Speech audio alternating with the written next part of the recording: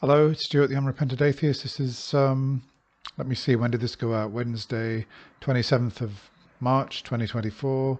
It was a 6 hour program on the line, and Jimmy's really trying to take his channel places, and why not?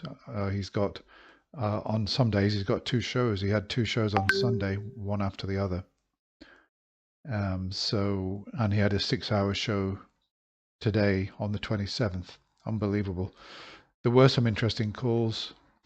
Kevin called in with a story about some kind of either alien abduction or something supernatural.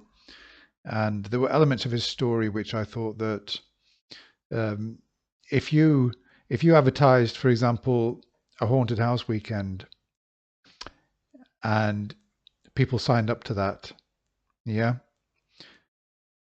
and you said that you were going to host the haunted house weekend in a hotel that had got reports that ghosts had been seen, etc. It had a reputation for that. And in actual fact, instead of hosting it there, you hosted it somewhere that looked similar, but there'd never been any reports of any ghosts. What do you think would happen? Do you think there would be any stories? Do you think there would be people waking up in the night and screaming? Do you think there would be people claiming that they'd seen shadows or they'd seen apparitions? Yeah, of course there would. There would be stories because, first of all, people who sign up to haunted house weekends, they're already predisposed to believe in it. And secondly, the belief that you're in a haunted house will generate through the imagination those kinds of experiences which are simply have got no demonstrable connection with anything supernatural. So with Kevin, yeah, he's calling in to say that he had an experience, and to be fair, he gave some details. He said that he went to stay in a house that was on a. He said it was a spooky place in the woods on an Indian burial ground. Yeah. And let's just have a listen here, because then he says something which I thought was quite amusing and very honest. So let's go. Kind of stuff. The reason why people tend to have more ghost thought... experiences at haunted houses. Exactly, yeah. Yes. Go ahead, Kevin. And while I was on hold, I debated whether or not I should tell you these things that would make my story less plausible, but I'm going to tell you. That is amazing that while he was on hold, he did not want to give all the details of the story, because if you give these details, like, Indian burial ground, and it felt spooky, it was in the woods, and I'm not comfortable, because he'd said he didn't really feel comfortable in this place, it gave him the chills. If you include all this information, then all of a sudden it looks like what happened to him was more like a sort of autosuggestion, that because he already believed in that he was predisposed to believe in the supernatural and these kind of extraordinary events, that something like this could happen, and that therefore it did happen, but it might have just been in his imagination, or it happened in a dream or something like that. So let's just listen to a bit more of this before we go on. You everything and be as completely honest as. Good. Pardon me? All right, go ahead. Keep going. Yeah. Okay, so it's in the middle of the forest, trees all around, big giant trees, and it's in Oregon, big storms sometimes, and I go like, oh, well, I'm completely awake, and now there's a storm outside, and I'm like, wait a minute, the storm is getting louder, and then pretty soon it's like louder than I've ever heard before, and I started hearing like electrical interference things in with the sound, and this is going to seem really weird, but I imagined a sound also in there, like I'm dragging a sheet of plywood across the gravel. Irrelevant, I'm sorry. So, shit, I'm nervous. I'm sorry.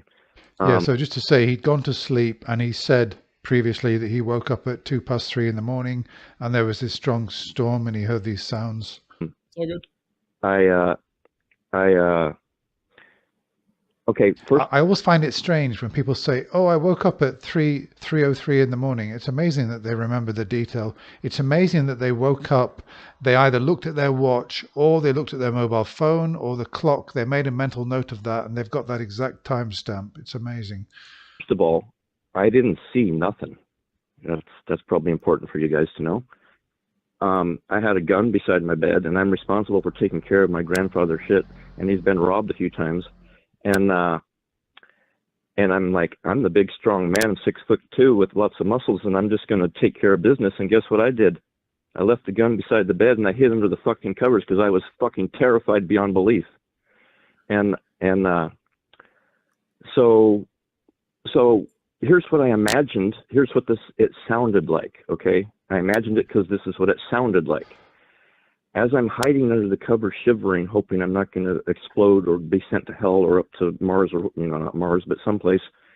And why would he think all those things? Why would he think that he's going to explode or be sent up to Mars?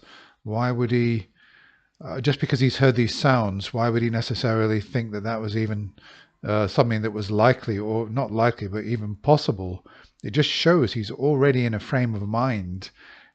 He inhabits in his own world a place where these extraordinary things are possible, which tells me he's already predisposed to believe exactly what he's narrating. This is 20 years. This all happened 20 years ago. What I imagine is this thing, the sound was above the house, came closer and closer and closer because it got louder and louder and louder until I literally thought I was I was going to damage my hearing, and I was holding my hands over my ears, and it came down, it sounded like it came down at the far corner of the house, and it's a pretty big house, and it stopped in front of the kitchen window for 30 seconds, and then there was a beep, and then it came closer, moved to the next window, and there was a beep, and there's like 13 windows as I'm imagining this thing coming around the house, getting to back where I am in the back bedroom. And fuck, I don't know how I didn't shit my pants. But anyways, so it gets over to where it's like at the next window, and I go, fuck, it's coming to my window. And then at my window, it didn't stay there for 30 seconds. It stood there for 3 or 4 minutes, stood there. Right, okay. How many of you seen the film Close Encounters of the Third Kind? You know the scene I'm talking about, where there's a mother in a house and there's a child. She's in the house and there's a light outside and there's a... This craft is coming down and it takes her child away. How many of you have seen that film? And do you think he's seen that film as well? And he's describing something which is very similar. I don't know, it was there for 3 or 4 minutes, and then a beep, and then it's daylight. Because you saw it or because you heard it? No. There was a beep, the same beep. No. You said it was at your window. The other windows. Did you see it at your window for 3 or 4 minutes? No. Or how was it that you knew it was there? No. Like I said, I'm under the covers like a big, strong man would normally do. So, right? Kevin, I'm just asking, how did you know it was at your window for 3 or 4 minutes before the beep?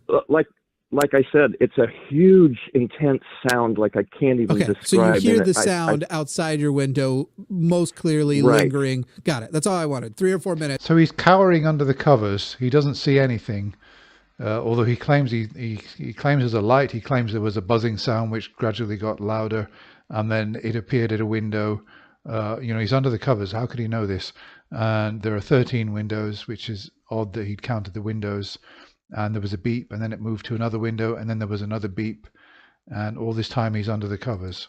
Right. It just stayed at the other windows for like 30 seconds, and then when I got to my window, it was like 3 minutes, and then the beep instead of after 30 seconds. Okay. And so then, instantly, it's daylight, at 3 a.m. And I'm like, what the fuck just happened? And so I go outside, after a couple hours, go outside, and I'm looking around. Because if it did this thing going through by the windows, it had to go through the shrubs and shit, and there's not one bit of evidence that anything ever happened. So I call the neighbors, and they go, we don't know what you're talking about. You sound nuts. And nobody heard anything. Nobody saw anything. And it was, I can't explain it. And except for what you guys probably are thinking. Okay, so he's under the covers, and he said that he went outside and it was daylight. I presume that means that several hours had elapsed until the sun rise in the morning, and it was daylight, and he went to the neighbors and said, did you see anything? They said no, and they thought he was crazy. I hope there's more to the story than. Okay, so let's keep going. No, Kevin, I don't know if it's a psychotic episode only or not. one, I will the say only one in I've only psychotic episode in 62 years. Okay, I've had sleep paralysis less than a dozen times, and half of them were worse than what you just described, right? Yeah, and so that like sleep paralysis is a thing where you basically are still you're both in a sleeping and a dream state. Okay, sleep paralysis. Yes, I've had sleep paralysis. It's one of the worst things that you could ever have. You know, you're kind of like this. You're asleep, and you wake up. You can hear everything, except you can't move. You can't breathe. You're suffocating. You're like this. You think you're going to die. Yeah, it's absolutely horrible. I've not had an episode like that in about 7 or 8 years, thankfully. But yeah, in sleep paralysis, I suppose that you could also have certain sensory experiences, which you could then misinterpret when you wake up. I suppose so. That's one hypothesis for what happened. But I'm incredibly disappointed in this story. I thought there was going to be something a bit more to it.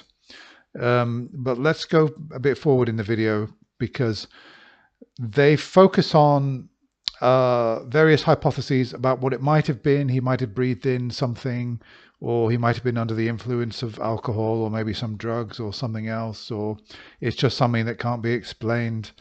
And you can't jump to the conclusion that it was an alien, that these were aliens from outer space or anything like that, or that it was anything supernatural, because as it is, it's just something which is unexplained. But you can't rule out that he may never have actually woken up. He may have been asleep the whole time, and just simply in his dream this happened, but it didn't happen in reality, and that he really didn't wake up at 3:02 in the morning. He actually woke up when it was daylight, and he got up out of bed, and his dream, he took as something that was actually real, went to his neighbors. Okay, let's just move forward a bit in the video. Okay, here we go. Let's listen.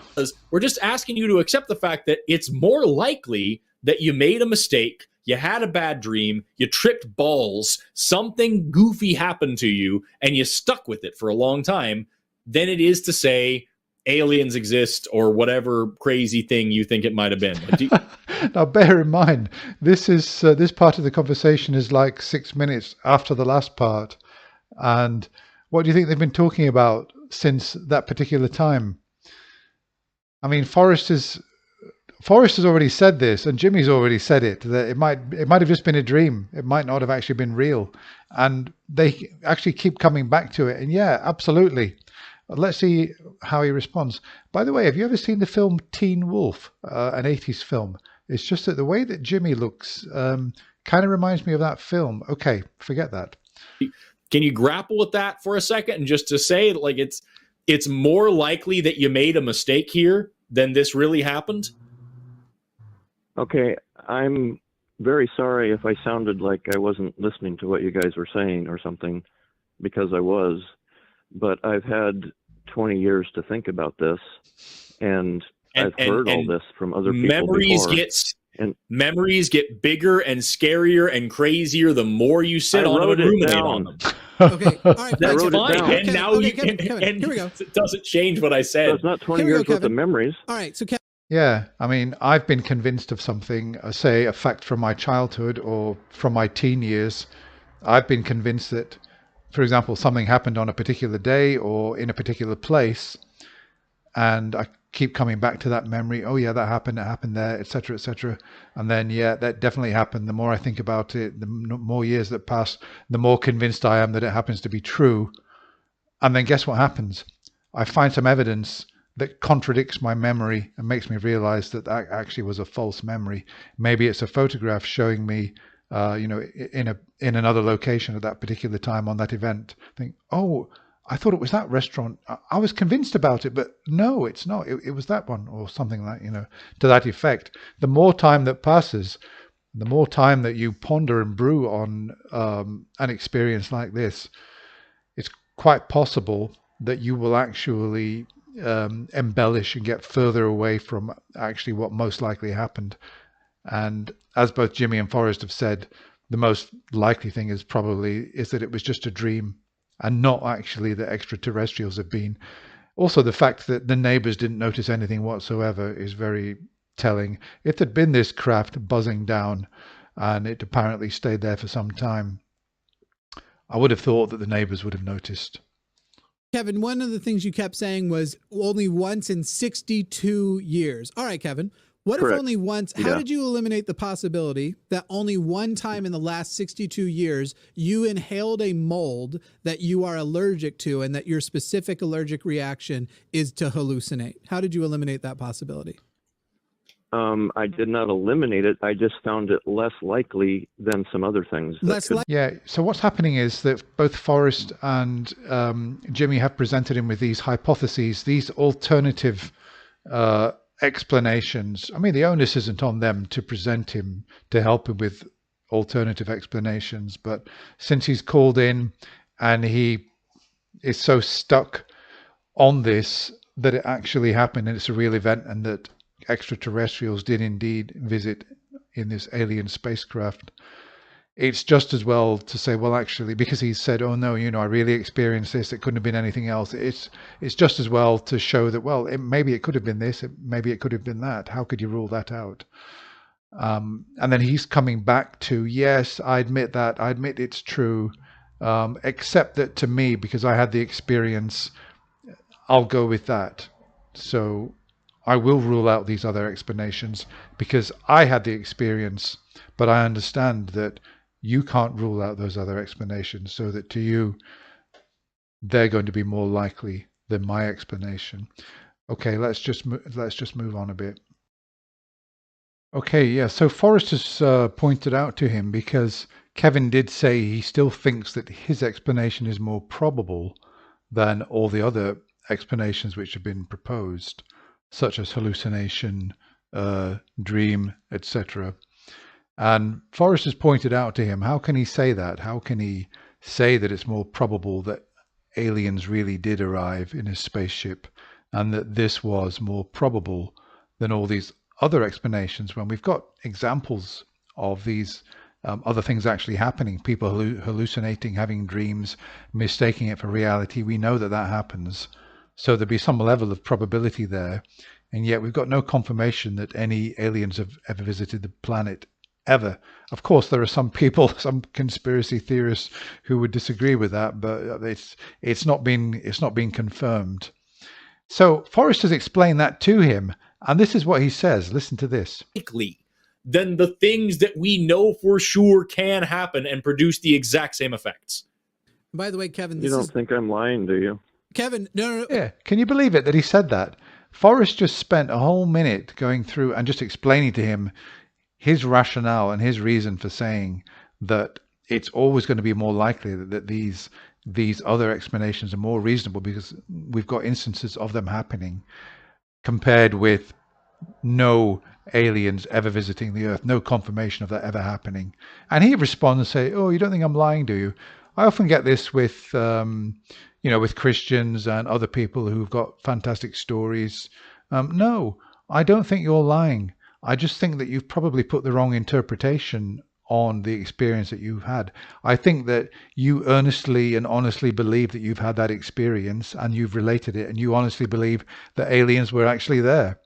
But I just think that you're probably mistaken, and that it was either a hallucination or a dream or some other explanation, because it's just simply more likely. So no. Why does he say that? They've been talking for 30 minutes, and he's had nothing but being led in the right direction by both Jimmy and Forrest. Rationally, they're teaching him how to think critically and evaluate the evidence.